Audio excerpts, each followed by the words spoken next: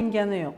Xo'p, 30 ta ayoldan demak 10 ta 15 tasida bu holat, ya'ni rezus отрицательный bo'lishi mumkin. Erda ham, o'zimizda ham отрицательный, uyda qiz farzand.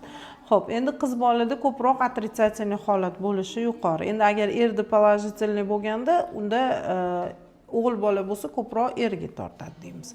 Ana endi bu antitelalar rezus отрицательный bo'lganda organizmdan homilador ayolning organizmida bolaga qarshi kurashuvchilar paydo bo'ladi. Ana o'shalar antitelalar.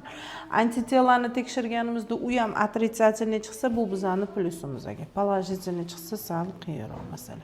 Endi bu homila bilan 27 haftaga yetib borsak, u antitela ham отрицательный bo'lsa, shu preparatni qilsak bo'ladi. Agarda bu homila неразвивающий bo'lib tushib ketib qolsa, abortdan keyin 3 sutkani ichida yana shu preparatni qilishimizga to'g'ri keladi. Yoki bo'lmasa tug'ruqdan keyin 3 sutkani ichida. Endi antitela обязательно ko'rishimiz kerak. Xo'p, hozir o'zi biron narsa qilganimiz bormi?